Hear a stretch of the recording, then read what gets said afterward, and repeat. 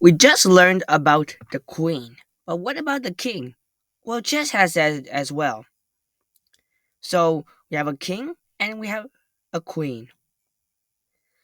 So the king, as I call him, Mr. Grandpa, is very, very slow. Let's see why. So if I put the king in the middle of the chessboard, the king can only move to the squares around him. So unlike the queen, where she can move to 27 squares, the king can only move to 8. So 1, 2, 3, 4, 5, 6, 7, 8. He can only move to the squares around him. Very simple. So that is the king. And there's one very big exception in chess where we have the king can move 2 squares. And that's a very special occasion. So usually in chess the king usually starts on the e file, or always actually. I've seen kids especially, they set up the board wrong. So, like, I was playing a chess game, an in person chess game, and the king was on the d file. And I'm like, seriously? Well, actually, that's wrong. Why is that wrong? Because the king is always on the e file, number one. Number two, the king, this would be setting up the chessboard backwards, and we will go over how to set up a chessboard in a future video. But let's talk about when the king can move 2 squares. So in an upcoming lesson, we're talking about castling. This is why. So I have to activate castling. So I have to put in our king. I had to activate. So if I activate, so it was working before. So let's see.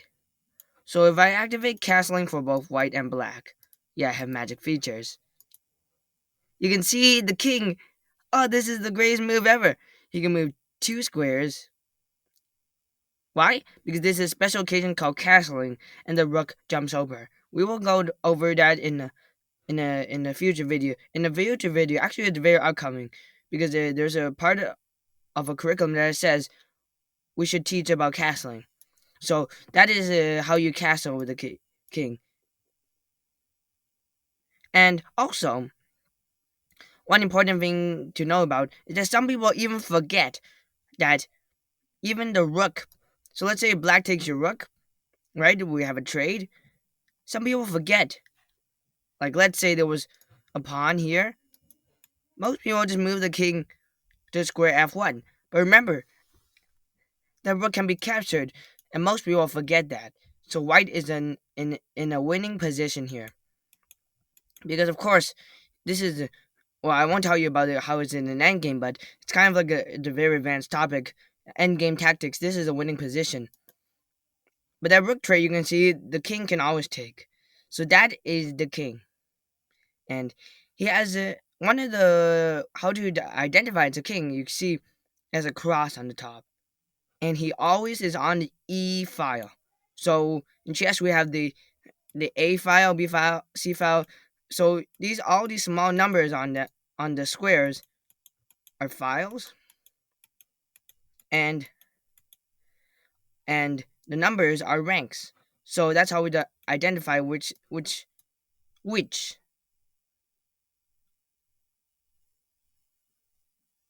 square is the king on. So therefore you see that here the king always must start on the E file. That's very important, because unless you're playing an in-person chess game, you can see that, of course, you can see the way that I say it is that if it starts on the E file, you're on the correct path. If you're on a D file, pause for a moment, switch the kings, because usually the queen is on the D file. And I play a lot of online chess, so of course I'm used to familiar because the board is set for me. But if you're playing an in-person chess game, it's it's preferably that the king starts on the E file, or all the moves are going to be switched, and that's sometimes not a critical. That's a problem. So that is the king.